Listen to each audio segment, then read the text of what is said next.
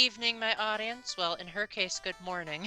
And I am here today with my younger brother, who lives in a completely different continent. Brother And this for time? some, I'm a boy. you have such a low-pitched voice that you have to be a guy. I mean, Okay. my audience all says that I'm a girl because I have a high-pitched voice. So you're telling me that I can't do it the other way around? Alright, sure. Let's go with that today. So, we siblings that are very, very much alike have quite a list of announcements from the Switch 2 Direct that we want to talk about. But as always, we have a couple of parameters.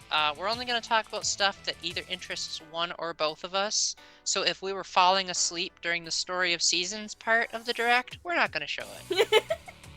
We're also going to attempt to implement a timer for each game so that we don't talk on and on and on, because the one we did for the Switch 1 Direct was over an hour before we edited it. It was only a little bit over an hour. It wasn't too bad when we cut it a bit. It actually was like, oh, it's not too bad. Yeah, it was mostly just our predictions. Yeah, it was just the predictions part, which I was like, man, that went a bit too long, but it was fine. We had a right to talk that long. Yeah, and now we get to talk even longer. Whew! This Direct had way more cool elements than the Switch 1 Direct. However, that reminds me of another rule we need to set up, and that's that we're not going to talk about games that were already announced in the Direct that just happened a week ago, because that's redundant and we already talked about them. So just know that a few of those games are coming to the Switch, and a lot of them are probably backwards compatible. So there you go. Also, that's our thoughts on it. There's also ones we've got on the list that of games that have like already been out for quite some time, but we just want to talk about them because some of them are surprisingly managing to fit onto the Switch, and we must discuss about this. Yeah, and considering that I have GameFly, that'll make it a lot easier to do reviews for them. Yep, sweet. So, with that out of the way, let's get started, shall we? Let's get into the big one, and probably the highlight of the whole Direct. And that would be none other than Witchbrook is coming to Switch 2. No, just kidding. Neither of us care about that. And that is Mario Kart Tour. Mario Kart World. Can you blame me for calling it Tour? Like, the name World kind of makes it sound like it's a world tour. Yeah. Heck, there's a Mario Golf game called Mario Golf World Tour. Oh my gosh. Anyway, so the gist of this new Mario Kart is that it's going open world. Yeah. Which, this is the first time Mario has gone open world since 2021's Bowser's Fury. So we are finally seeing an evolution to that formula. Plus, for the diehard old people in the chat, Diddy Kong Racing has a lot of influence in this new entry. You can glide on top of the water, which you could in that game. And you can also explore the overworld, which you could in that game. So, as someone who adored Diddy Kong Racing, was actually Banjo's first game even before Banjo-Kazooie, I am beyond happy that they're taking that direction. So is this the secret sequel to the Diddy Kong Racing? It very well could be, because there was actually going to be a sequel to that game, but it got cancelled when Rare was bought out by Microsoft. Oh, okay. So, talking about what actually is in the game, the characters have a much more Super Mario Bros. Wonder-inspired look to them. Mm-hmm. So it's nice that this new generation is trying to freshen up these characters' looks, that they've all looked the same since the GameCube. Yep. And there's going to be a lot of characters. Like, pretty much every obscure Mario enemy you can think of that wasn't in the RPGs is in there. Mm-hmm. Remember those Cataquacks from Super Mario Sunshine? I never played Sunshine, so no. Oh, that's right. Well, those enemies that love the watermelon in Super Mario Sunshine are playable. Okay. Piantas are playable. Pokies are playable. Like, they really took the criticism about Mario Kart 8 having a terrible roster and went with it. I've made the joke that that it's like Smash Bros. Everyone is here. That would be pretty cool, honestly. They haven't talked about any third-party characters or courses, though, so makes me wonder if they're gonna focus on the it's a big world gimmick, or are they gonna eventually talk about, like, third-party reps? I'm not sure. Not sure. I would like to see third-party stuff, but they already have I think they have 50 characters rostered already, so which is the most they've had. So wow. Yeah, I know, right? 50. So what did you think about the graphics of the game? it was beautiful. Like I really good, very pretty. Almost reminded me of Odyssey's graphics when Switch 1 first came out. I suppose, in a way, yeah. I would say that. I got lots of Odyssey vibes during, especially when we were able to free roam and all that. So. Oh, the free roam was my favorite part. Oh yeah, everyone went absolutely crazy for that. Like, screw the track, let's just go for a drive. I mean, my favorite game is Tears of the Kingdom, so any game that reminds me of Tears of the Kingdom is gonna appeal to me. We do have a few games on here that are like Tears of the Kingdom, but let's not get too ahead of ourselves. So with a minute left, are you gonna pay $80 for a Mario Kart game? I bought the bundle, so it's coming with the console. So I'm doing good. I think that's way cheaper. By the way, guys, if you're in America, if you get the bundle that has Mario Kart World with the Switch 2, it'll save you $30. Don't know how it is where she's from, but a little bit, probably around the same time as well. But yes, can't wait for this. It's gonna be fun. I'm not gonna play as Dry Bones anymore though. I'm gonna find someone else, probably one of the enemies, because they look hilarious. just play as the cow. Just play as the cow. I'll have to get the cow. Or the dolphin. Or the dolphin. I might play as the fish bones. Well, speaking of another game that has a lot of Mario characters that you can play as, we got some looks at Switch 2 editions of existing Switch 1 games. And perhaps the most ambitious was Super Mario Party Jamboree getting a new side mode called Jamboree TV, which I'm kind of mixed about that, but I'll let you go first because I think you're more willing to experiment with wacky stuff than I am. Me? Oh, okay. Sure, we can try this out. So what did they add? So they added a few more modes into it for starters. They added in mini games that can allow the Switch 2 controls, like with the whole new mouse thing that's happening now. You can play mini games using that. Now with also with the camera, you can use that while playing. But yeah, they made it look prettier, I guess. New mini games, new side things. So that's pretty much And they it. added the talking flowers. Can't forget the talking flowers. That's my highlight. I freaking love those flowers. Those flowers are my motivation. Anyone who says that they're annoying, well, for one, you can turn them off. And for two,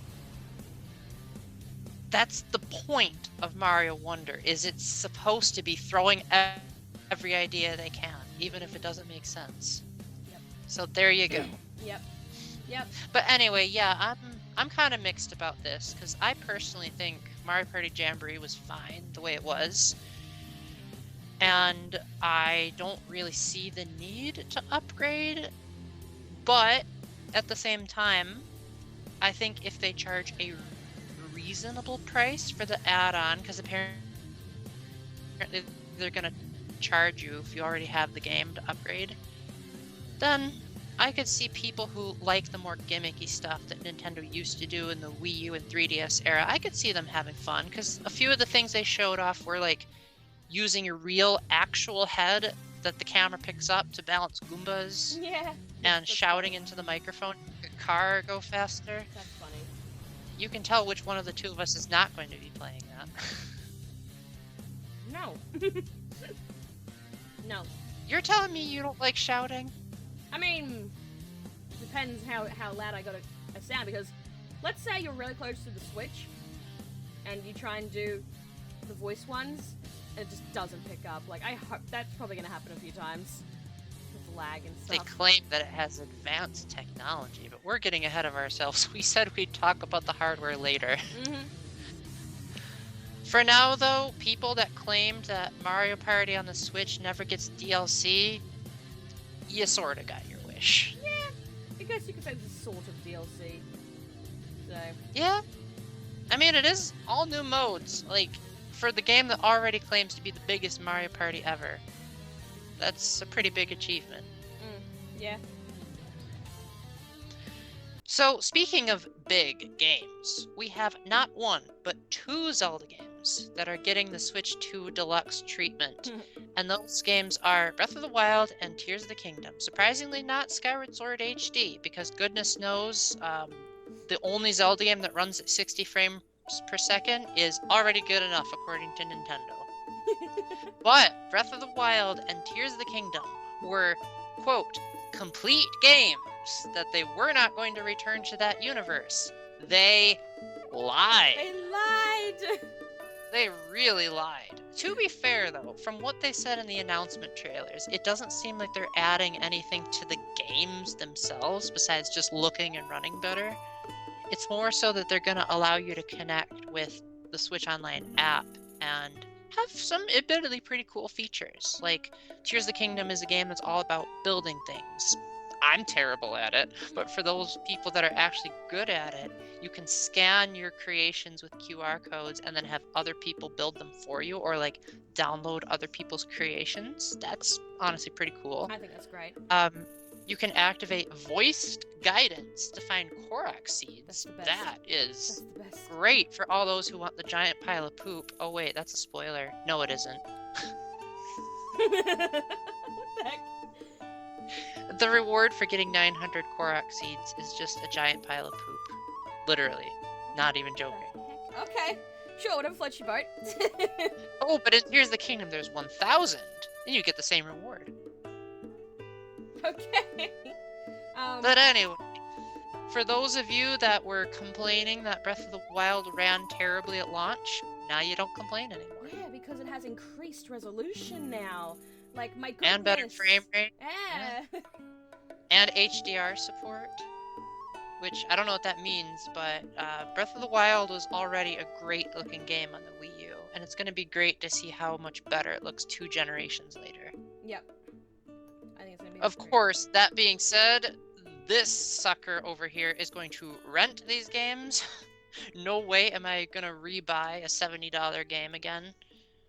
But it might be fun to try out a 60 frames per second Tears of the Kingdom. Do these making count my favorite as putting them in your best games of 2025? Because they're new onto a console? Probably not, No, because it's I wouldn't just... count them. Probably might be less memories, though, so stay tuned for that. But we do have one more Switch 2 edition to talk about here. They mentioned a few others in the Direct, but we didn't care about them. Yeah, I we saw have Pokemon, guys. Kirby. They did have one for Shadow Labyrinth that we completely forgot to put on here, but they did give us any information. And Metroid. But the one that we actually care about, or at least I do, I'm not sure about her, is Kirby and the Forgotten Land is getting a special kind of DLC called Star-Crossed Worlds. The gist is that there are these meteorites that are crashing into the existing levels, creating new ways for Kirby to explore them. Yep. And that's all they've really shown. Pretty But much. Like, honestly, I loved Kirby and the Forgotten Land. It'll be great to replay it again with like new contexts. I agree. Please forgive the sounds of us slurping water because we are so thirsty for these games. No, I think it's good that they're adding new stuff for Kirby. Although at the same time, I don't think they need to. But at the same time, it's like, it's not too bad. I guess it depends how long this new story mode is. And I mean, they're doing it in like the prettiest area, the first area, which place is so pretty. And with adding in the crystals, I was like, what the heck? This game's pretty enough. Well, if I had to guess how long it is, I'm thinking it's gonna just be every stage in the main game, but redone with these new meteorites. Yeah, I could see that. That would be cool if like the game essentially doubled itself. Double an extra hour. And Kirby and the Forgotten Land, the critics complained that that game had like choppy performance as well, so it'll be nice to see a bit of an upgrade. Yeah. Personally, I'm hoping they bring in a real orchestra for the music, but I mustn't get my hopes up. Mustn't get my hopes up. Goodness. But this girl here got her hopes up for amazing third-party exclusives that were too powerful for the Switch to come to Switch 2, which brings us to the region in Skyward Sword that's volcanic is now going to be completely remastered in a tech demo where you can see the fire in glorious 4K resolution. Yeah, sure. Let's go with that. Let's go. But it's called Elden Ring. Oh god. Oh god. You telling me that it's something else? Yes. Would you like me to talk about it? Yes, please correct me on my woeful ignorance. What is this Elden Ring? Is it not one of the goddesses that created Hyrule?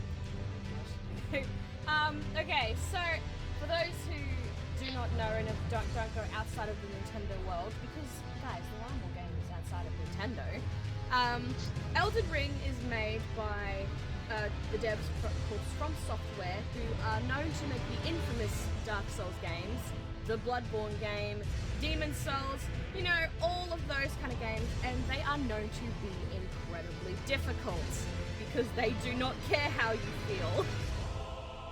Hence why I probably won't be playing it. Yeah, I wouldn't give this to Paul. He'd probably give up in like 10 minutes. I don't play too many hard games, guys, and the hard games that I do play, I usually have like casual mode on. But although I did beat one-shot mode in ours at the Jewel of Faramore, so every now and then I'll make an exception.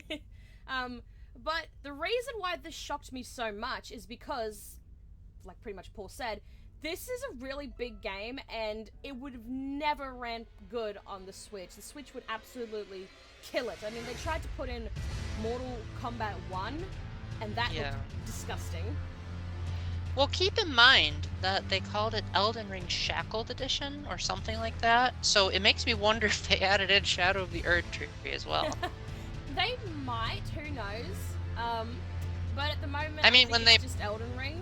So I mean, when they put The Witcher 3 on the Switch, they included all the DLC, so I would imagine they'd want to do the same thing for the Switch too. To say like, hey, not only can we run this massive game, but we can run DLC that was so massive that it got nominated for Game of the Year. Yeah. Even though it wasn't a game. Yeah, well, now that Elden Ring is being added onto here, my eyes have definitely widened and opened onto what else they could put on Switch 2. If they can put on Elden Ring, they could put on the God of War series, the new ones especially. They could easily put those ones on there. Your eyes look exactly the same to me. You clearly didn't see my shocked reaction when I saw Elden Ring. You know, this might be one of those games that even if I'm not good at it, I can at the very least respect it because the graphics look amazing. I've heard a lot of people say that it takes like what Breath of the Wild did and like expands on that concept with more powerful hardware. And it looks like it has a huge world to explore. It's just that the combat is what scares me off. Yeah, it's incredible. I've played Elden Ring and I can tell you it is challenging. Elden Ring is a little bit easier than the Dark Souls group, I will say, but it still won't be your friend. It will not make things. There is no easy mode. At least there's not like a hard mode. It's already hard. So. Well, for people that like a challenge, you're getting it. Nintendo is trying to say that they're not the baby company anymore. Yeah, pretty much. They're like, hey, we can have these games onto our consoles. Eat dirt! Well, speaking of crazy big games that are coming to the console, next up we have Hogwarts Legacy, which already was on the Switch, but boy did it have a lot of loading screens, and long loading screens. Mm-hmm. And this version promises to have better graphics, better performance, no loading. Well, I don't think they said no loading screens, they just said a seamless world, so that makes me think you can at least enter the shops in Hogsmeade without a loading screen. And they added mouse controls for some of the modes, like flying a broom, which I never knew I wanted until now, but that actually does sound pretty cool. Yeah, because I think when you first showed it, you were like, eh. But now you're like, oh yeah, this is a good idea. No, I actually was excited. I just must not have shown it. Yeah, you I'm did not the mention. type of person that I'm not the type of person that's bombastic in my reactions to things. I tend to take it in first and then talk about how much I love it later. Like, Yeah. if you watch our reactions, she was like, "Oh my gosh, oh my gosh, oh my gosh." I was like, "Oh wow, that's cool." Well, you did get But excited no, for like one thing, but we'll get into that when we get to yeah. it. Well, put it this way. I loved the original Hogwarts Legacy. It was my number 3 game of 2023. And this, obviously I'm going to rent it because I own the original, but I would love to see how much more powerful the Switch 2 can be, that it can actually provide an experience that you can play for more than a couple of seconds without running into a loading screen. You're gonna get the apparent sequel when it comes out, then, which will probably come on the Switch 2 as well. Oh, I hope so. Sounds exciting. There is a sequel happening, to my knowledge, so And you know what? The fact that we're getting another version of Hogwarts Legacy on a Nintendo system 2 years after the original, the boycotters did not get their wish, and I've never been happier. heck yeah, suck on that. So, yay for controversy. You guys just made the game sell better. Yeah. So, I don't really know the best way to transition into this, but one of the most surprise hits of 2020 was a wonderful Switch game called Hyrule Warriors Age of Calamity, which I thought was one of the most genius concepts Nintendo has ever done. Take something that was mentioned in Breath of the Wild in flashbacks, but very rarely shown, and make it playable. And I loved it. It was my number 2 game of 2020. Oh, really? Wow. But apparently not everyone shared my sentiment because they didn't like the story. It was mixed. Because the story ended up being a semi-canonical prequel. And I'm not going to spoil why it's only semi-canonical. But fans were not happy about the fact that it, like, took some deviations from the established canon. So here's hoping in 5 years, Nintendo has learned their lesson and is going to say, okay, this is what happened in the past of Tears of the Kingdom, and we are not going to mess with it. We're just going to let you play the history book. Yeah, so I think for this, they're taking on, when... I'm trying to think on what's safe and what's not safe to say as, like, spoiler territory, because I'm worried this could be spoilers for Tears of the Kingdom, but, like, it's kind of the main gist of Tears of the Kingdom. As someone who has beaten Tears of the Kingdom 3 times, I think I'm qualified in what's considered a spoiler and what's not. Alright, you go for it. You learn within, like, the first 10 minutes of the game that the imprisoning war was a thing that happened. Yeah. And this game lets you play out the imprisoning war, not the one from A Link to the Past. Tears of the Kingdom has no respect for past Zelda games canon, but the imprisoning war that was established in Tears of the Kingdom. And so you can play as those characters that fought in that time before the events of the main game. And you also find out within the first, like, 10 minutes of the game that Zelda goes back in time to the old Hyrule. So that's also not really a big surprise. You get to play out what was Zelda up to during that time. And hey, Link was not there during that time period, so it makes me wonder, will this be a Zelda game with only Zelda and not Link? Yes. I think they're finally letting Zelda have the spotlight. I mean, Echoes of Wisdom couldn't play Link then as well. So. Yeah, but Link was still in it. And yes, you did play as Link in the first, like, opening dungeon. It's just that after you beat Ganon, then you played as Zelda from there. Yeah. Well, I still think that they're trying to take on stuff involving Zelda now, which I think is good. I think it's But good. Unfortunately for this game, it's yet another example of Nintendo lying when they said they were done with the Breath of the Wild and Tears of the Kingdom version of Hyrule.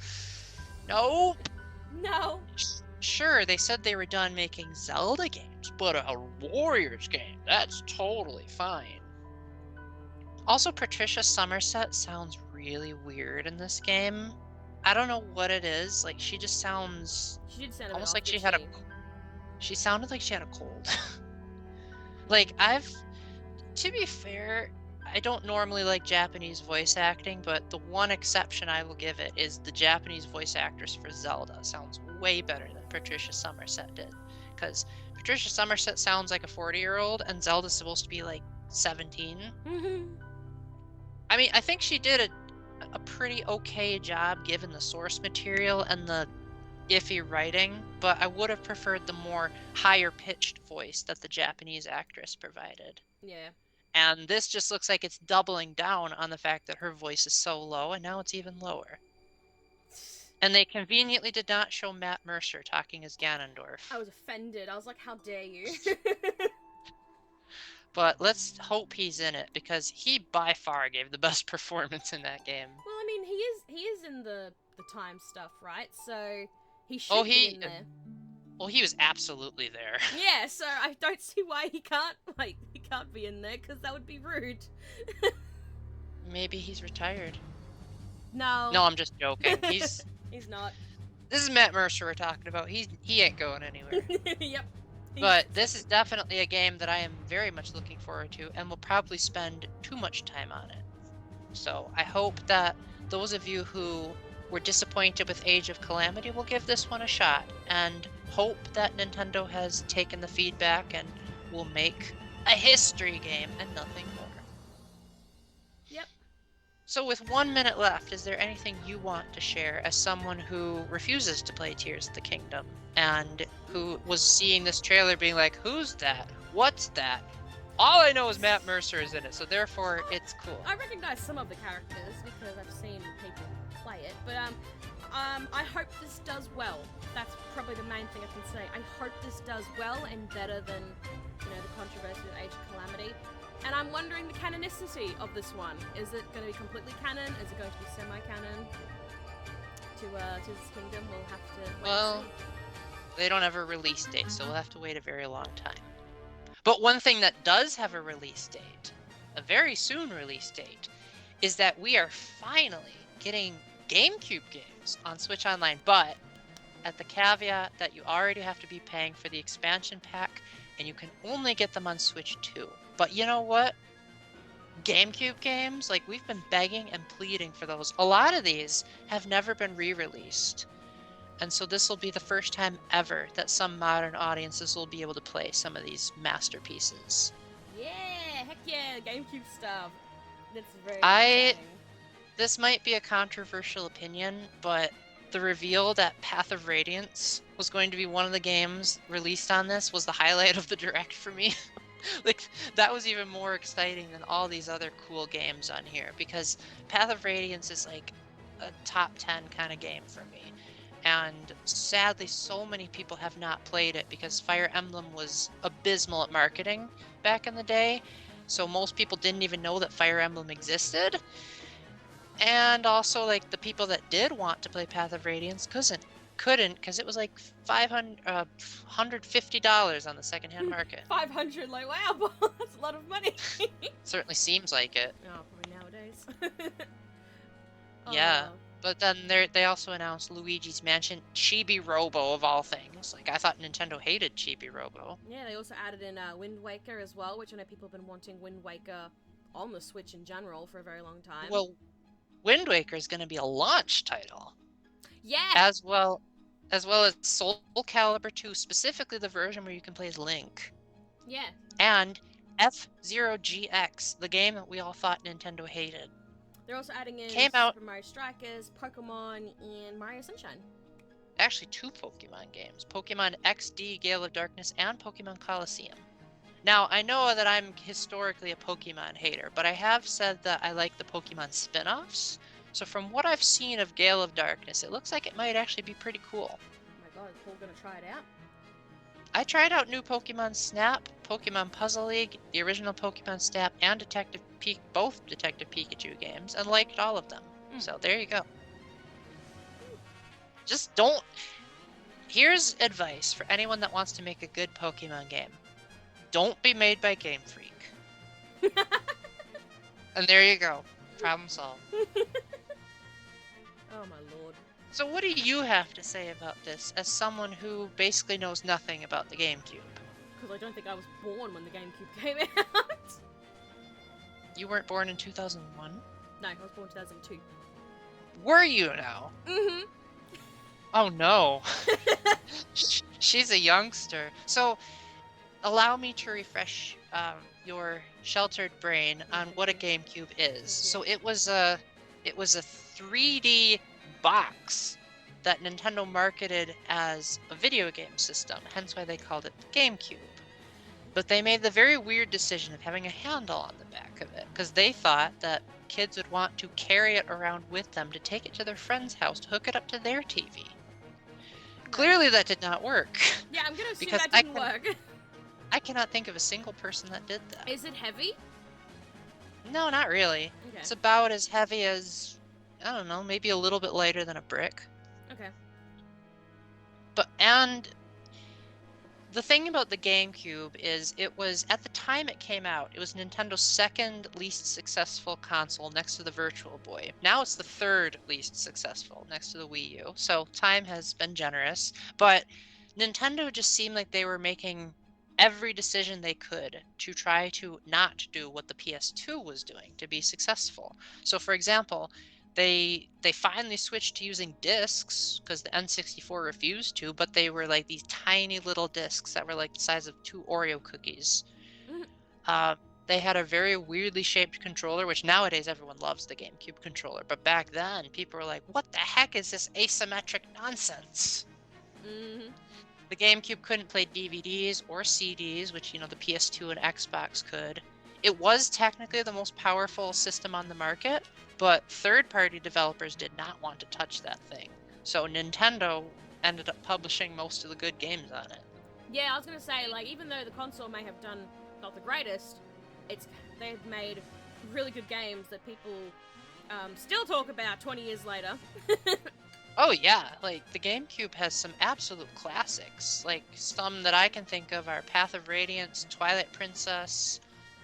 Melee was a classic. I tried playing it again recently, didn't like it too much, but without Melee we wouldn't have Ultimate. A lot of people liked Mario Kart Double Dash. I didn't, but I'm willing to admit that maybe my tastes have changed, and maybe if I play it again I'll like it. Oh my god, they could probably add Double Dash onto this then. They didn't announce Double Dash, but they'd be fools not to. Yeah, because they put Super Mario Kart for the other one and Mario Kart 64. I don't see why they can't. And Super Circuit. Yeah, so I don't see why they can't do Double Dash for GameCube one. And the Wii U had Mario Kart DS as well. I don't know why they didn't do Mario Kart Wii, but whatever. Nintendo hates competitive games. But I'm just very happy that Nintendo's by far their most underrated system is now being appreciated. Yeah. And it comes the same day as the Switch 2, so all these GameCube games are launch titles. Yep, and that's why Paul's super duper excited. And I get it as a bonus because I already have the expansion pack. So they could have just said, hey, we're gonna announce expansion pack plus and you have to pay $80 a year. But no, they just said, hey, here's a little something extra for you. Yeah, it's like, that's super nice. Thank you. You wonder what the catch is, but... Do we want to know? Honestly, no, we don't. Are there any GameCube games that you want to see the most, assuming you've even heard of them? Oh gosh. I might try Luigi's Mansion. I always try and give the Pokemon spin-offs a go as well. So, see how that turns out. I might see how Sunshine is, but it probably will be no different with its crappy controls. from what I've heard, it's pretty much identical to the 3D All-Stars version, so if you've played that, you're probably not going to like the original. Dang it. I mean, there's a few tweaks here and there, but most of them are pretty minor tweaks. Like, for example, the 3D All-Stars version is in widescreen. Mm-hmm. And when Flood gives you the tutorial in the GameCube version, he will say the names of the buttons, but in the 3D All-Stars, for some reason, he just says, press the button. Yeah. And the menu is laggier on the Switch, so you get a not as laggy menu. Yep. So that's all worth it for her, is my menu doesn't lag. Yay! But how many times do people ever open their menu in Super Mario Sunshine? Who knows? Who knows? But it now has save states. Yeah. So that could potentially be a reason for this being the definitive version of the game, because if you know that Pianta Chuckster stage, you will know that that is one of the most rage-inducing moments I've ever had in a Mario game that's not the Lost Levels.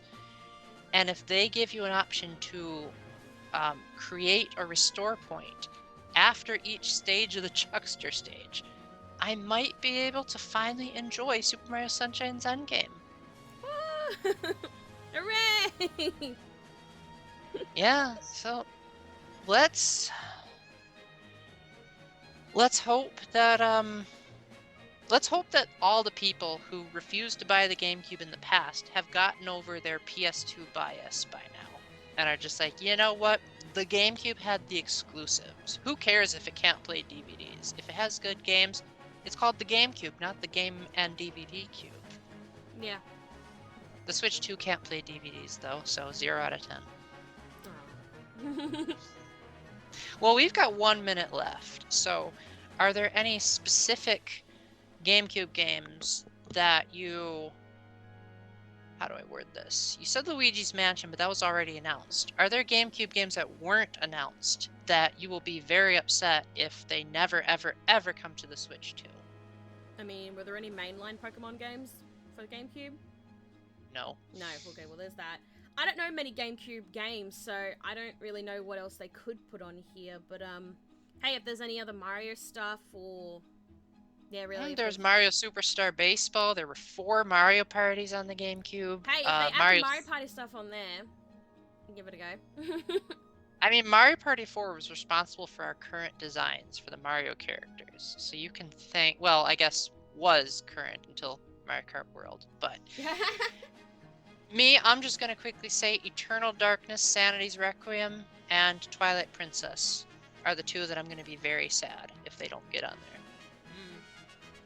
So, speaking of a lot of time passing, Toby Fox himself, in dog form and everything, came onto the screen to announce that Deltarune Chapters 3 and 4, plus 2 and 1, just in case you haven't played it, like hers truly, you can finally get into it on better hardware. Woohoo! And despite the fact that Toby said there wouldn't be too many major gameplay changes, it looked like there was a battle scene where you could move the left and right sticks to move different paddles to block the enemy attacks, so he lied. Yeah. He didn't show too much, but honestly, even just having an announcement at this point is good enough for me. You know what my highlight was during that whole thing? It was the music. The music, I got goosebumps watching it, and I think that's why I was barely talking in it, because I was like, this music putting me in a trance. Because it just reminded me of Undertale, which obviously, you know, it's going to remind me of Undertale. It's made by the same person. If you love Undertale so much, why didn't you play the first 2 chapters of Deltarune by now? They're free! They're on my list! They're free! They're on my list! Listen, I'm busy! Well, now that they're on the Switch 2, now you don't have an excuse. The chapters 3 and 4 will unfortunately have, you'll have to pay for them, but chapters 1 and 2 are free. Yeah, I'll take that. Yeah, like I said, it was the music that really got me watching the announcement. And you know what? Good job, because I did watch a video of, like, I think it was like a Comic-Con in New York or something like that, where they were showing the direct, and the minute people saw Toby, everyone went crazy. They're like, I know. Well, it has been a very long time since Chapter 2 came out. That came out in 2021. It has been. And prior to that, Chapter 1 had come out in 2018. So fans of Deltarune are used to waiting. But Toby is like, you know what, guys? I'm going to give you the shortest wait time ever. The wait time between Chapter 4 and 3, there is no wait time. They're coming out on the same day. Yep, and I feel like everything's coming out on launch day. So... yeah, it's insane how many Hogwarts Legacy is a launch title. Did you ever think a Harry Potter game would be a launch title for a Nintendo system? No, but how exciting. Good job, Deltarune fans. You finally got what you wanted. Is there any more chapters coming after 4? Is he doing a 5? There's gonna be 7 chapters altogether. Okay, so okay, that's fine. I But think he I said know. I think one of the 5. reasons why it took longer is because he wasn't just releasing chapter 3; he was doing 3 and 4, so it was going to take longer for a wait time. Yeah, he was originally gonna wait until chapter 5 was finished, but he was like, "You guys have been waiting long enough." He also was originally going to make chapter 2 a page chapter, but because it came out during the pandemic, he said, you know what? People are already miserable, so I'll just make it free so they have something fun to look forward to. Why can't Nintendo do that? Why can't Nintendo do that? Speaking of something that is notorious for Nintendo not doing, Nintendo did not release Final Fantasy VII on the Nintendo 64 because they refused to use discs. So Sony went ahead and just said, well, we'll take it. But over time, that relationship was repaired, and now we have quite a lot of Final Fantasy games on the Switch, including Final Fantasy VII. We have a lot of Final Fantasy VII remakes, is what I'm going to point out, because it's their best one. Well, technically, the Final Fantasy VII that we have on the Switch 1 is a remake, but it's one of those, like the graphics are the same, but, like, you can add quality of life stuff, like turn the random battles and stuff. But it's still a graphics, same music, still no voice acting. But the Switch 2 is powerful enough to handle Final Fantasy VII Remake Intergrade. What a title. So yours truly, the one game that I said I'd get a PS4 for, now I don't need to get a PS4 anymore. Oh my god. I can't believe it. So for those of you that have not played Final Fantasy VII and are wondering what all the hullabaloo is about, basically, it was the first Final Fantasy game to stop getting in the medieval fantasy genre and try to get into modern steampunk aesthetics. And so, I guess, like, the way the characters talked and just Sephiroth in his entirety just made people realize, like, this is a really special entry. So special, in fact, that when Sakurai asked to have Cloud be in Final Fantasy, the producer at the time that he talked to said, well, we have so many other great Final Fantasy characters. And Sakurai was like, yeah, but I'm pretty sure Cloud is the most popular. Yeah. Yep. And this remake, granted, the trilogy is already on part 2 on other systems, but for us Switch 2 owners, this remake promises to, I don't want to spoil too much, but it expects you to have played the original, which I haven't, so I need to do some catch up. And because you have that foreknowledge, it's like, zoink, this is going to be a very different experience. Yep. And by very different, I mean gameplay is completely different. Like, it's no longer based RPG, now it's an action game. There's now, like, full motion cinematics, voice acting, the music is all performed by a real orchestra. It's one of the most amazing reimaginings in gaming history. But what do you think about it as someone who is not known for liking RPGs? I mean, it's Final Fantasy, so I'm not too big in the Final Fantasy world because there's just too many for starters. There's like 16 now. Yeah, well. But I will say I do respect Final Fantasy VII as being the best, and the most popular. They've got good characters. I've seen a tiny bit of the 7 remake, and it was involving Sephiroth, which I'm not going to get into, but it was the prologue that I've seen of that. So, well, the remake, let's just say, the remake takes a lot longer to set up the events of the main story than the original did. I sat there for 3 hours and I was like, oh my god, this is taking a while. Like, the entirety of the remake is about as long as, I think, like, the first 3 hours of the original game. So they really wanted to take their time to, like, flesh out the story and the characters. And again, don't want to say anything, but from what I have heard, it's one of the most wild directions to take a remake in that I've ever seen. The closest we've gotten on a Nintendo system would probably be Another Code Recollection. But even that, like, didn't quite replace the original. Whereas this, yeah, this is like the standard of how to do it. Yep.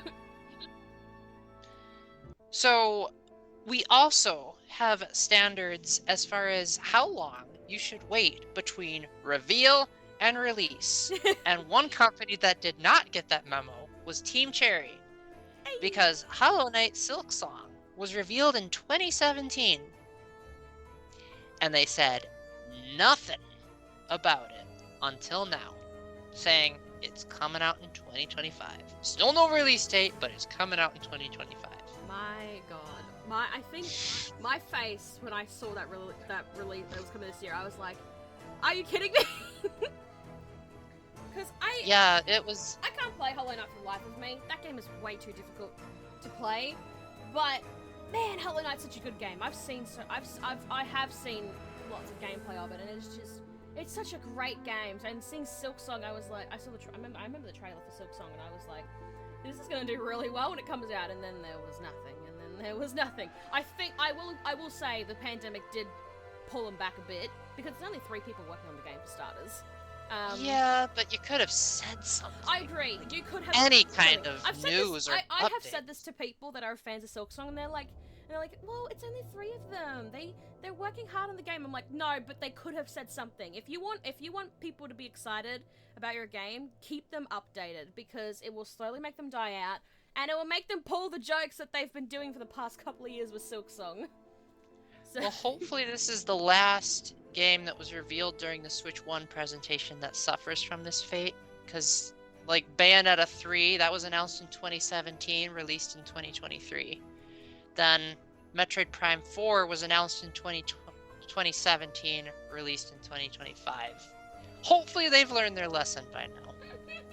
And hopefully it turns out good, because after all that time of people waiting, if it's still not good, it'll be like, what were you guys doing this whole time? What were you doing? I think it'll do great. I think Silksong will probably be one of the biggest games of 2025. Let's hope so. I mean, it'll come out to all consoles. It won't just come to the Switch 2. It'll come out everywhere. I mean, there is a certain girl that both of us know that is obsessed with Hollow Knight, and I bet she was jumping so hard that her head burst through the ceiling during that announcement. Yep. Probably didn't even believe that it was real. Yeah, I think lots of people didn't believe it was real. Like, I've seen memes of people doing, the clown stuff they've been doing for Silksong. They start putting it on, and they see the release date, and they're like, wait a minute.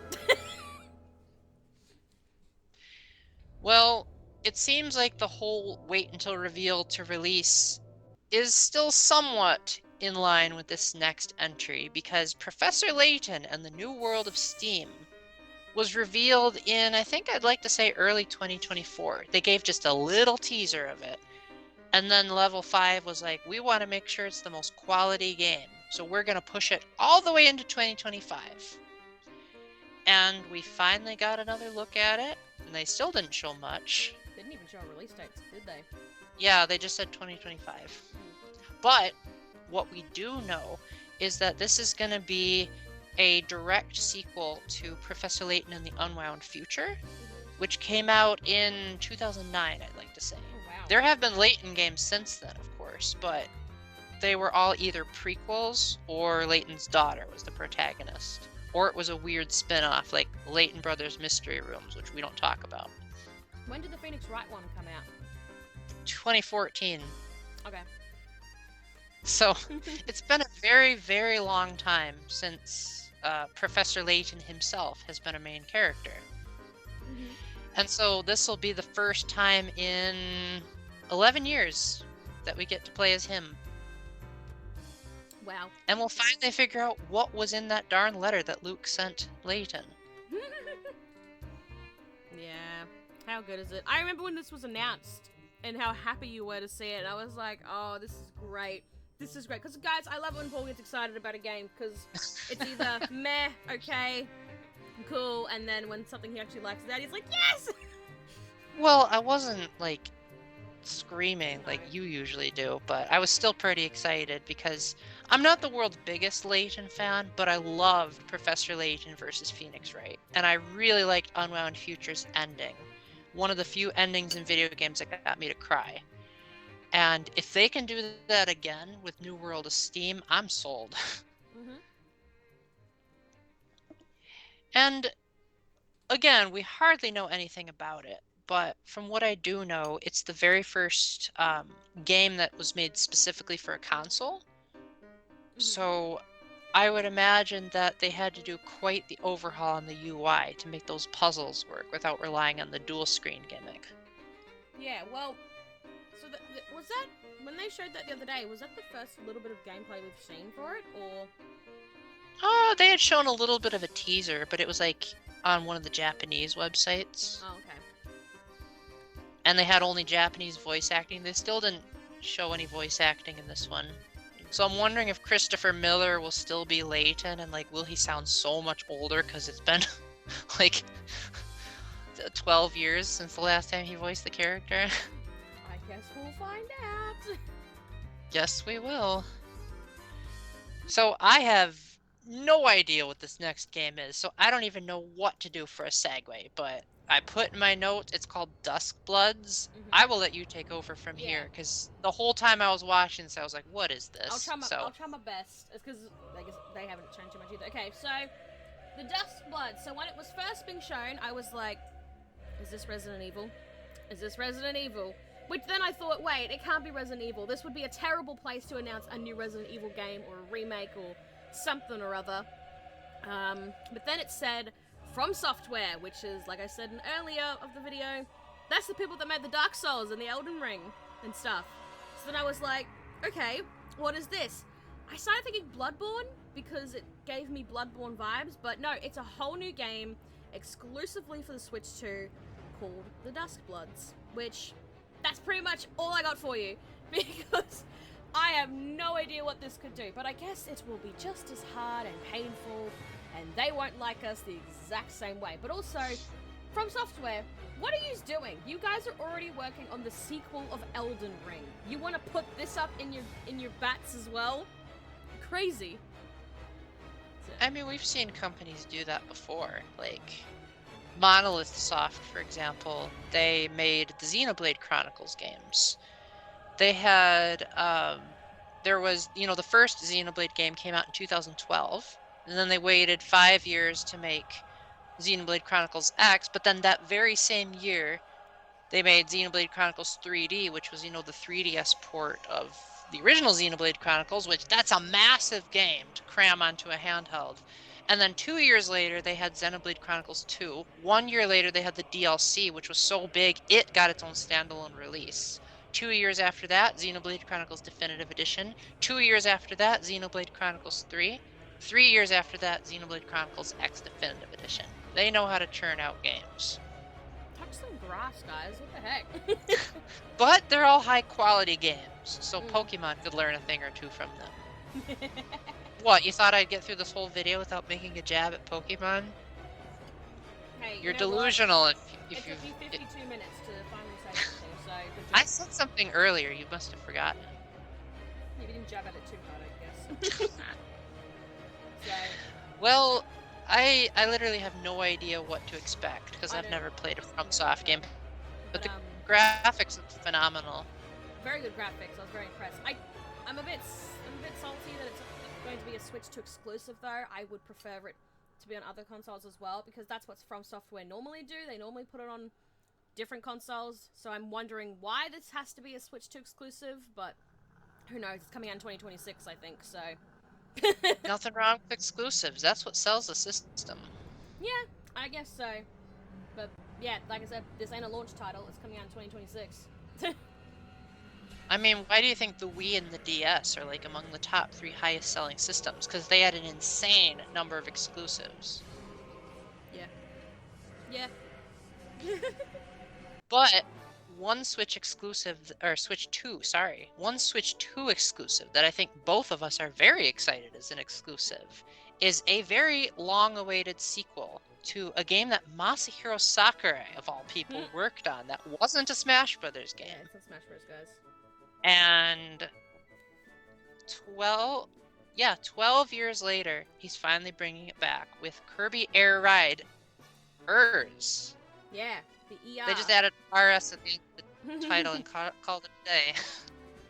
Yeah, I've seen people's online opinion about the intro, because people thought it was Smash Bros, the way it was being done. They're like, is this Smash Bros? Then it was like, nah, and it was like, Masahiro Sakurai, you troll!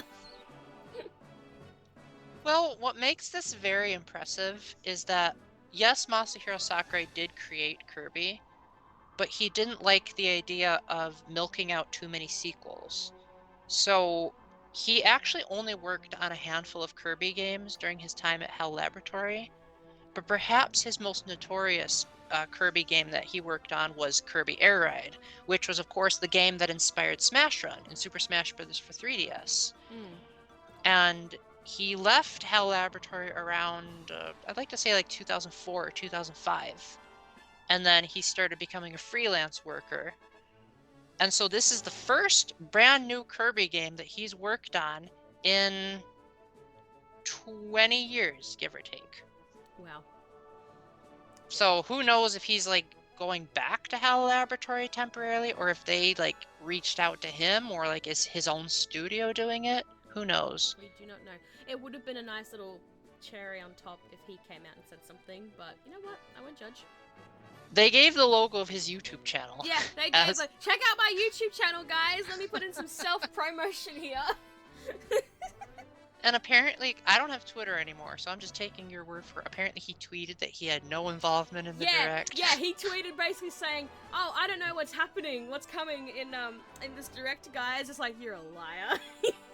He has been known to troll in the past. So. He's a troll. So the minute I saw that post, I'm like, oh, he's coming out with something. So they showed no gameplay for it, but thankfully, as a Nintendo historian, I happen to know quite a lot about Kirby Air Ride. Please enlighten me. So you might be thinking, a Kirby racing game, how is that special? But this is Masahiro Sakurai we're talking about. He is the man that likes to take complicated genres and make them simple. So what did he do for a Kirby racing game to make it an easy to approach racing game with an absurd amount of content? He made it so that you only play the game with one button. You use the A button for everything. Everything? Everything. Oh my gosh. You use it for drifting, accelerating, using power-ups, everything. The game just knows when you use the A button. Are they gonna do the same thing for this one, you think? You think he's just gonna stick to one button again, even though there's like 10 buttons on a freaking console? I don't know. But what he also did was he introduced a mode called City Trial, which was where it was technically the first 3D Kirby game where you could actually roam around this giant, very ugly-looking city. And your job was to pick up all these different snacks that would increase your stats. And again, you know what I'm talking about because you've played Smash Run. So like all those little icons that you collected, those came straight from Kirby Air Ride. Yep. And you would try to work, well, I don't think you worked together, you worked alone. You'd compete against 4 other players and try to see who could get the most powerful machine. Wow. Okay. And a lot of people said that that was the best mode in the game. And also, again, it's a Masahiro Sakurai game. He loves to make his games have a lot of content. And this was essentially the start of that modern trend of his, where he had like this achievements board, and like each achievement would be blocked out, and every time you'd complete an achievement, you'd get a reward for it.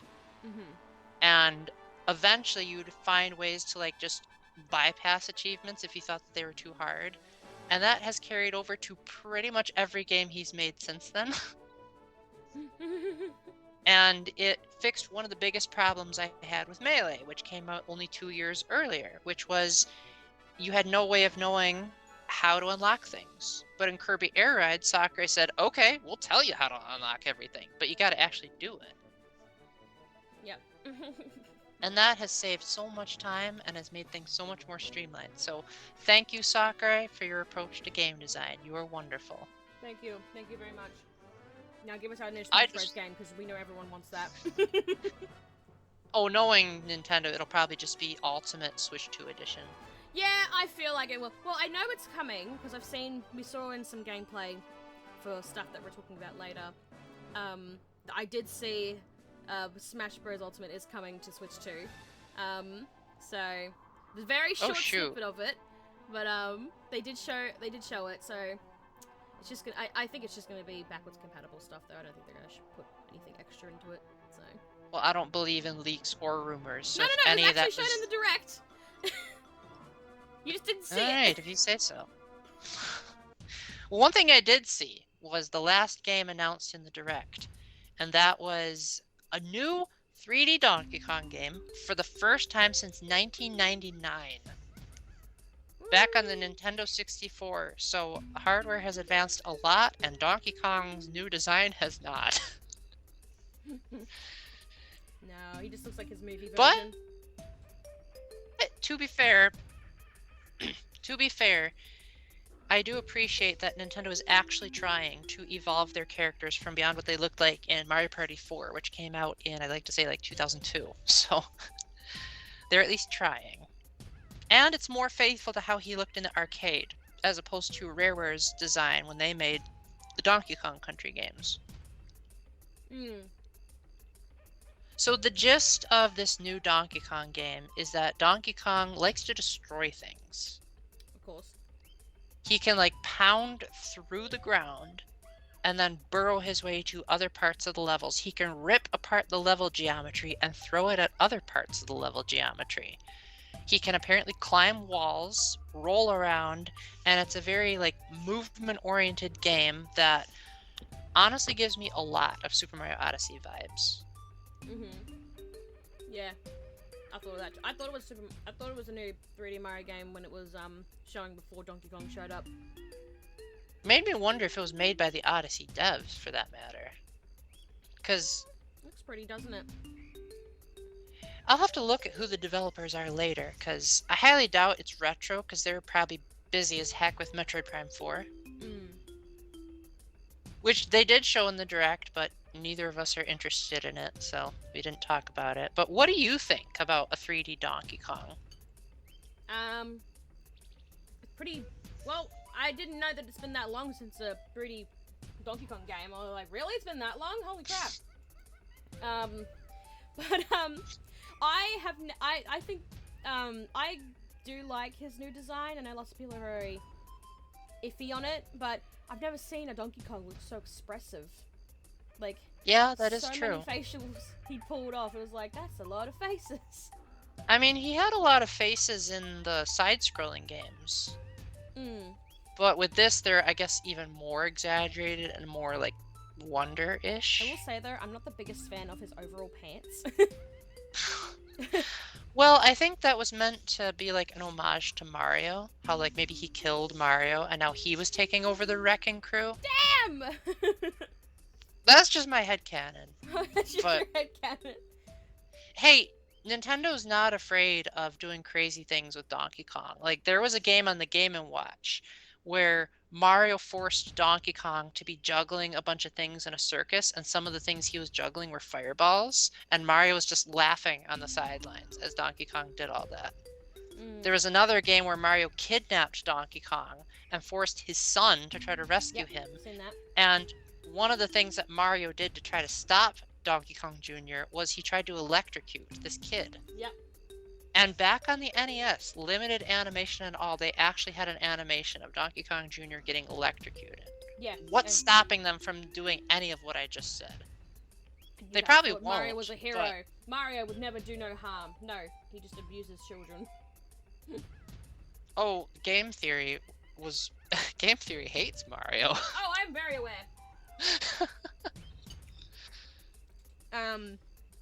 I'm sad that it's not being voiced by Seth Rogen, because he's an absolute gem. Yeah. No, it's voiced by the guy who's been voicing him since at least Donkey Kong Country Returns. He might have been doing it earlier, but that was the game that really made him, like, recognizable. I know Grant Kirkhope voiced him in Donkey Kong 64. Oh, gosh, you poor thing. Do you think Grant Kirkhope would come back to make the music for this game? I hope he does, because he did come back in Mario plus Rabbids Kingdom Battle to remix some of his songs from Donkey Kong 64. And he's confirmed to be returning for Yooka-Laylee, which, you know, he composed the original soundtrack for that, but that wasn't shown in the Direct, so we can't talk about it. Yeah. So, you know. But I have yet to play a game that Grant Kirkhope has worked on that I didn't think the soundtrack was spectacular. Yeah. Like, as much as people hate on Donkey Kong 64, I think the one thing everyone agrees on is it had a phenomenal soundtrack, especially the DK rap. At the time when it came out, everyone hated it, but now it's become a classic, especially when Melee decided to remix it. Especially when the And Mario movie put it in, people went nuts. they went even more crazy that he wasn't credited for Oh yeah, making it. that's a bit rude. But anyway, we went into that controversy. Well, there's not really much more to talk about with the new 3D Donkey Kong. And plus, we've gone over our 5 minute. Well, actually, I think we just hit it. All right. So, we were gonna end off the discussion by doing the most boring thing because she figured that because most of you watching this have short attention spans, that you weren't gonna want to sit through boring tech analysis. So, Yeah. we're just gonna talk about the Switch 2 general features. I guess and for this we could talk about things that we liked, I guess, with the hardware stuff. That's probably the best we could probably pull off with this, so... I guess mouse mode is pretty cool in theory. I can't believe it's true. When people were showing in the trailer, everyone was telling me, this is mouse controls. I'm like, I did not see a hand on the controller. This could just be a cute little gimmick video. So I did not believe it until they actually did announce it in the direct. So I was like, okay guys, I'll believe you now. It is mouse controls. So I also am just happy that it has so much upgrades as far as, like, you know, more storage, 8 times more storage space than the Switch 1. yeah. It can support 4K, which normally I'm not a stickler for resolutions, but I do have a 4K TV. Mhm. And I would love it if I could actually take advantage of what I paid for back in, I think 2018 was when I bought that TV. Mm. Yes. Yeah. And Beautiful frame rate. Bigger storage. Hello. That made me I go just said insane. that. Yeah, Oh, no. you were just reiterating. Okay, yeah. The Joy-Cons hopefully won't have drift. They did say bigger control sticks, so whatever that means. I guess They that's said bigger. 3D audio, which I was like, I could have sworn the Switch already had that, but apparently it didn't. Apparently it had surround sound, but I guess that's different than 3D audio. I'm not a tech person. I don't know. Shall we talk about the infamous C button? Might as well. So apparently the C stands for chat. Mhm. Because Nintendo decided that they were going to allow voice chat and video chat. Not for the first time ever, mind you. The first time they ever allowed voice chat on a Nintendo system was through a peripheral called Wii Speak, Mhm. but it only worked on certain games, and it was terrible because you had to place it on top of your TV, which, if you have a TV like mine, you can't do that. Mhm. It picked up background noises really easily, and your voice was drowned out by everything around you. Yeah. In addition to that, then they tried doing that on the Wii U, but I don't think that actually worked in the games. You could only do it in like a dedicated Wii U chat. Yep. And then the Switch just had nothing. Yeah. Basically, guys, for us modern people, it's like Discord. It's pretty much like Discord. Rip me, because I don't have Discord anymore. Yes. When I saw it, I was a bit surprised. I was like, oh, okay. I guess about time. And then I saw certain stuff like the screen sharing. I saw how it looked, and it didn't look very good quality-wise, but I guess that's okay. The camera, there is a camera that you can now buy, guys.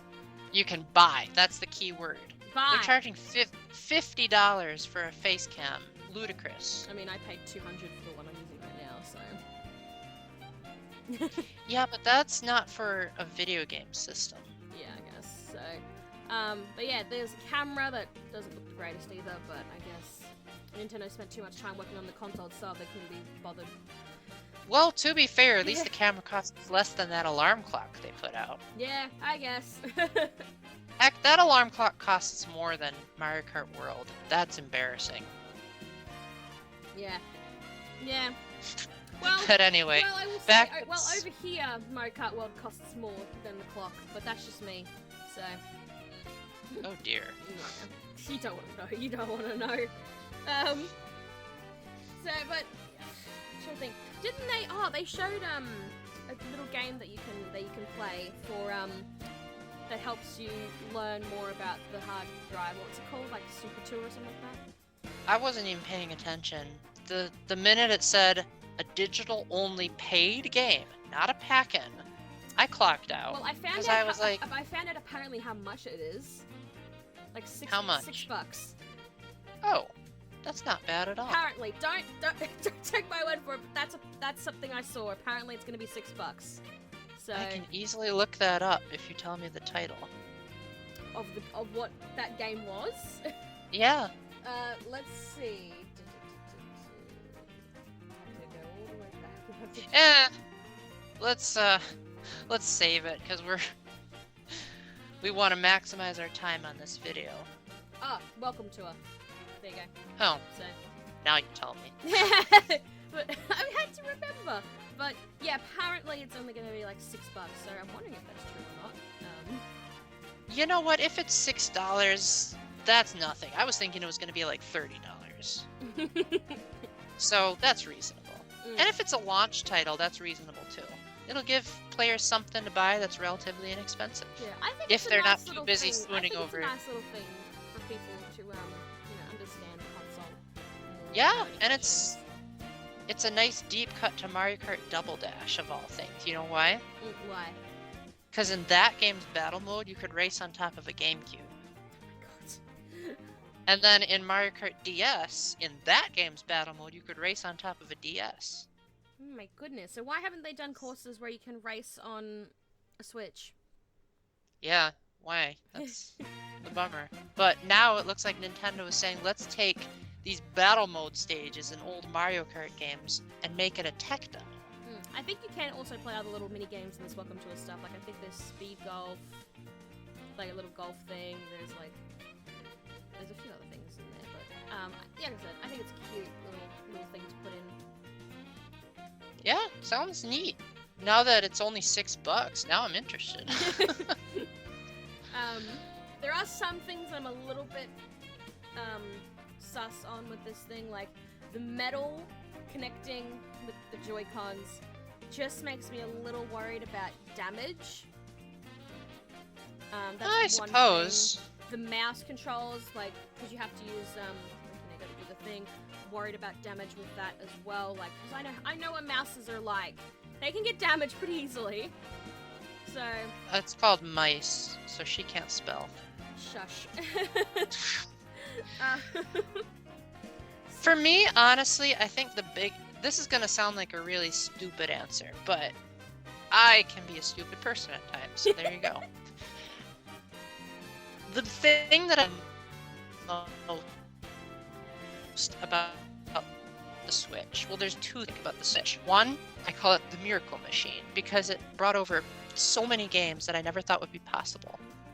And the Switch 2 looks like it's continuing that trend, like bringing over Path of Radiance for the first time ever. The game came out 20 darn years ago. About time, Nintendo. And it's portable. The fact that you can have console quality games wherever you want. And the fact that in handheld mode, the Switch 2 runs as good as the Switch 1 did in docked mode. That's also very impressive, because man, Switch 1 games look amazing on my TV. And to think that now they look as good as they did on my TV in handheld mode, like, that's incredible. Yeah. And just to be able to play a game wherever I want, like, the novelty, I know people are tired of that gimmick, and there are so many people that just want TV games, but I still haven't gotten tired of that novelty. I love being able to play games wherever I want. Yeah. Especially because the Wii U seemed like it was going to do that, but they conveniently forgot to mention that there was a distance limit. Yeah. And that's why the Wii U didn't do so good. Another thing that I hope that will be happening in the future with the Switch 2 is I hope they get other coloured varieties. Because for starters, it's just completely black with like red and blue inside the little Joy-Cons. So can we have different variety colours, please, Nintendo? Like you did I mean, the with Wii U. like, the Switch 1. Well, the Wii U was all black, and yeah, it attracted a lot of fingerprints. But I think that was because of the surface that they used. I just whereas want different the coloured Switch Joy-Cons, really. That's all I care about. I just want Joy-Cons that don't drift. Be whatever color they want. As long as they don't drift, I'll be happy. They never said if it had Joy-Con drift or not. Like, Nintendo, why didn't you say anything? Yeah, why didn't you? Maybe that's why it took so long to get announced, because they're like, oh man, these Joy-Con drifts are coming out too easily. We gotta fix this. They're calling them the Joy-Con 2s though, which that's such a dumb name. Yeah, but what else could they have come up with, to be honest? Yeah, that's true. So overall, I think the Switch 2 will probably end up being a moderate success. I don't know if it'll be as successful as the Switch 1 because they're charging $80 for some of their games. Not all of them, but for some of them. I think Mario Kart World is their most expensive one. But yeah, I know lots of people are very like, ugh, how much are the prices? Like, how much is the Switch 2 for you? It's like 400 something, isn't it? It's $450 for the base model and $500 for the Mario Kart World bundle, which, again, I mentioned, I forget whether we did it earlier in this stream or earlier when you and I were talking, but if you buy the bundle, you actually are saving yourself $30, because if you buy the regular Switch 2 bundle and Mario Kart World, that's $30 more expensive than buying the bundle. So it is available for pre-order here in Australia, guys, and I pre-ordered it for nearly $800. So welcome to Australia currency. Some girls desperate. No, actually, for once, I do think that's a worthy purchase. Way better than paying what you did for that clock that you hardly even use. But yeah, I can understand why people want Nintendo to drop the price. I don't know if they will, and if they do, they will not drop it by much. They might drop it by like 150 even. But I don't think it's the worst. I mean, there are way more expensive consoles and video games for that matter out there. Like, there are games on the PlayStation that cost over $200. Well, people complained about Tears of the Kingdom being $70. Did Nintendo listen? No, nope. They don't. I don't think they really care at this point. And just you wait. They'll probably charge $20 for the expansion to Tears of the Kingdom when the actual game itself is just running better and has like no quality of life features without the app. I would not be surprised at all. It's Nintendo. But at least the app is free. Yeah. Get that, guys. The app's free. So, I guess, like, I mentioned my favorite announcement out of everything that we said, but what was your favorite announcement? Oh my god. Honestly. Really? Well, yeah, I shouldn't be surprised. I shouldn't be surprised. Yeah, you should be. It's Mario Kart. Like, that was really good. I'm surprised it's not called Mario Kart 9 or Mario Kart X or Mario Kart 10, but Mario Kart World, very nice title. Nintendo wanted to be creative, I guess. I guess, yeah. I think it's gonna be fun. And they probably wanted to distance themselves from the Wii U and 3DS era. Yeah. Where a lot of their titles were a lot more predictable. Yeah. And plus, when you think about it, guys, it's only gonna be like, what are we in? We're in April now. It's only 2 months that we gotta wait. Pretty much. So, you guys don't need to worry. So, don't need to wait, suffice to say that this will be the... I think you delayed a bit, so I apologize if I cut you off. Oh, no, but I was gonna say that this will be the very first system ever that I've gotten on launch day. Really? Or at least close to it, really? depending on You shipping. didn't get the Switch 1 on launch date? I got it in 2018. A year later. Well, you know what I did get on launch day though? What? The Wii U version of Breath of the Wild. When everyone else was getting the Switch, I said, I want the Wii U I was version. talking about this to people, how that Breath of the Wild was technically on Breath of the Wild first-ish, I guess, because it kind of released on the same day, I think, on both ends or something. Well, the Wii U version was in development first, and then at the last minute they scrambled to Put it on the Switch. And people put it were on like, the wait, it's not a Switch game? It's like, nope! Yeah, you'd be surprised how many people did not know that Breath of the Wild started out as a Wii U game, and actually was released on the Wii U. Yeah, so guys, for those who don't know, it's technically a Wii U game. So your favorite game is a Wii U game. There you go. And the Switch version doesn't look too much better, so there you go again. Yeah, it's pretty much the same thing. So It has the VR mode. yeah. That That actually does make me wonder if the Switch version of, or if the Switch 2 version of Breath of the Wild will have all the DLC included. I feel like it would. I don't see why it can't. Well, they are getting physical versions for these updated Switch 2 versions, which means I'll probably be able to rent them instead of paying another $70 for Tears of the Kingdom. Yeah. So overall, what were your thoughts on this direct? Was it better than the Switch 1 direct we just had, Oh, or yeah. was it a stinking pile of the reward that you get for collecting 900 Korok seeds? No, I think this one did way better than which I think that's what they were planning on doing. I think they were planning to make this one way more bigger than the last one. Like, you know, it was good to have Tomodachi, but like I said, this one was way better. I mean, it had stuff people wanted to begin with. Yeah? So, the console looks very nice. I'm saying it's going to do well. I'm quite keen for June, because I normally have nothing happen in June. So, I have my brother's birthday in June, but... I'm going to give him the Switch as a birthday present. Oh, heck no. He's like, no, this is mine. No, it's just that I don't have the money to spend $1,000 on 2 systems. But I will tell him about the whole like virtual game card nonsense and see what he thinks about that. Maybe it'll let him borrow some of my games. Yeah. Yeah. So I think we went a little bit over the time limit for the hardware specs, but it's hardware specs. What do you expect? Yeah. So let's give some closing thoughts. So do you have any closing remarks that you'd like to say to your audience, like a catchphrase or anything like that? I guess, well, thanks for watching. Thanks for enjoying, our Switch 2 talk. Cannot wait for the next one, which I don't know when the next direct will be. Maybe there won't be another one this year, or if they do, they'll shove it in right at the end of the year. So, yeah, that's, I don't get too much stuff out, but yeah, hope you enjoyed our rambling.